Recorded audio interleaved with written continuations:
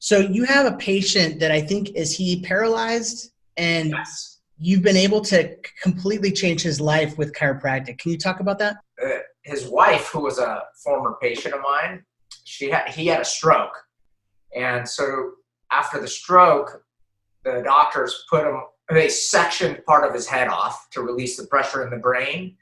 And nothing works on him except during the day his eyes would open and at night his eyes closed. That's it. That's all his body did. So his wife, Consuelo, called me and said, can you help him? I'm like, I don't know, I'll come and check him, but I got to let you know that, chiropractic helps the body. It works with the body's own innate intelligence, and it helps it to go get healthier. It helps to go wherever it needs to go. All I do is remove interference. I just let the body do the rest. So I told her, like, I may adjust him and he may pass away.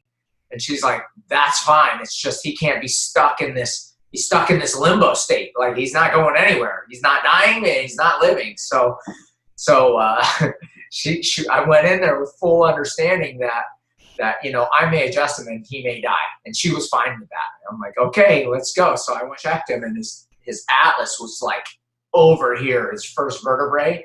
And that has a big effect on the brain stem and brain function and body function.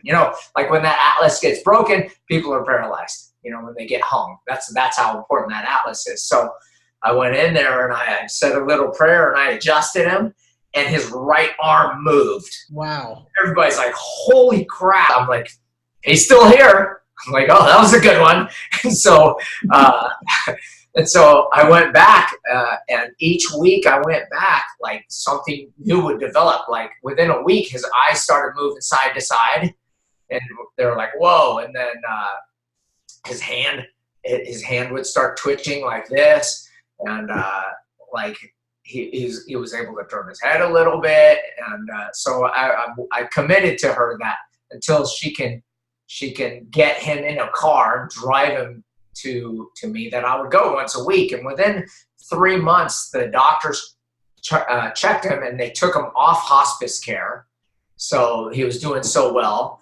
And his hands started moving. He was able to start communicating with he still can, where she'll ask him a question and he'll blink to communicate. So we know he's in there, and his right arm's moving. His legs will move a little bit now. He can turn his head slightly.